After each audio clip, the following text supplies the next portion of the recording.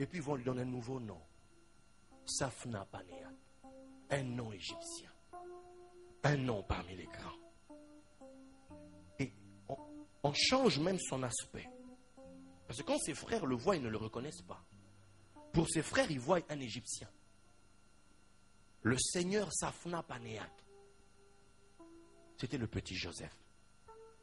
Celui dont on se moquait. Celui dont on disait, mais c'est l'homme des songes. Regarde-le. Ta famille ne te respecte pas parce qu'ils connaissent Joseph. Ils te connaissent comme celui que tu es. Ils connaissent ton nom. Ce sont eux qui t'ont donné ton nom. Voilà pourquoi on ne te respecte pas. Eux, ils connaissent leurs frères, ils connaissent leurs sœurs. Ils connaissent celui qu'ils ont vu grandir, qui courait tout nu sur la plage. On dit, c'est celui-là qui veut nous parler. Ils connaissent celui qui était, celui que papa giflait en présence de tout le monde. Ils connaissent celui qui faisait des bêtises quand il était petit.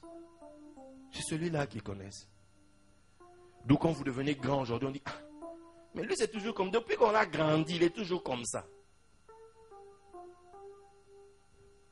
Tant que tu sens que tu n'évolues pas dans la vie. Tu es marié, mais c'est comme si tu n'es pas marié.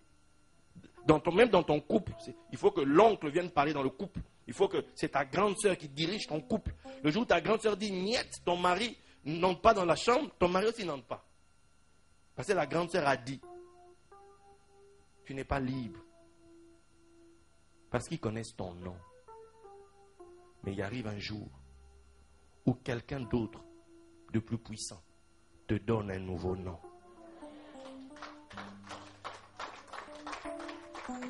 Et ce jour-là, ils vont te craindre. Vous savez pourquoi? Parce qu'ils craignent celui qui vous a donné le nom.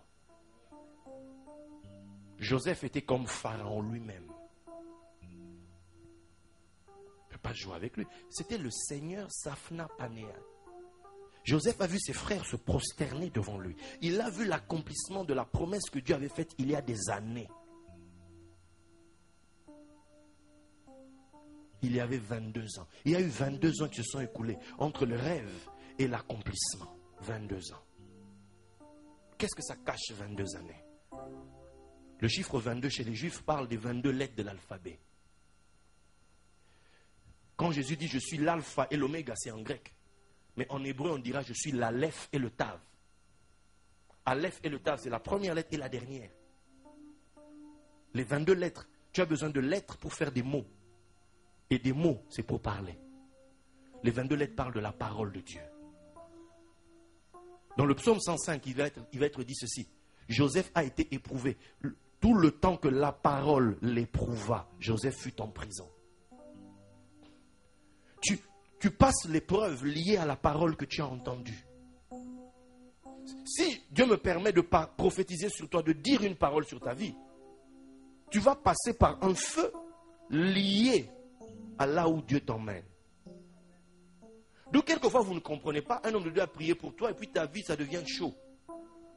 Tu dis mais c'est pas normal, comment est-ce que depuis que j'ai rencontré l'homme de Dieu ma vie est chaude? Mais si, parce que l'homme de Dieu t'a regardé et puis il a parlé sur toi, il a dit mais toi tu seras grand. Toi tu penses ça y est, c'est tout de suite. Baguette magique. Non, tu vas devenir artisan de ta grandeur toi-même. Il faut que tu crois en ce qui t'a été dit. Quand tu crois en ce qui t'a été dit, c'est cette parole-là qui va te conduire jusqu'à la porte de ta grandeur, jusqu'à la porte de jusqu'à l'accès à l'élévation dont l'homme de Dieu t'a dit. Mais tu vas connaître l'épreuve de la parole. Joseph a été éprouvé par la parole de la grandeur. Il y a cru jusqu'au bout. Il est devenu digne. Il s'est hissé au niveau de la vision. Regardez, celui qui n'interprétait pas les songes est devenu l'homme dont Pharaon va dire, il n'y a personne qui est plus intelligent que toi. Toi, on te dit que tu seras grand, tu seras un homme d'affaires. Tu restes à la maison te tournant les pouces. Non. Tu seras homme d'affaires. Ok. Intéresse-toi aux affaires. Moi, je ne connais rien aux affaires. Depuis, je suis là. Je suis dans une usine. Maintenant, dis-moi, je serai un homme d'affaires. Mais est-ce que le pasteur a bien regardé? Je n'ai même pas fait des études. Il me voit, il dit je serai riche. Mais ça ne va pas le pasteur. On te dit crois seul. Donc qu'est-ce que tu fais? Quand tu crois seulement, tu t'intéresses aux affaires. Tu commences à écouter. Tu commences, tiens, telle chose, tiens, telle chose, tiens, telle chose. Tu apprends petit à petit. C'est la parole qui te teste. C'est la parole qui te développe. C'est la parole qui t'emmène. Il faut que tu montes de niveau. Et il y a un jour où tu seras prêt. On dit, je te vois organiser des choses, mais ose. Commence à organiser un petit. Exerce-toi. Fais des choses. Ose.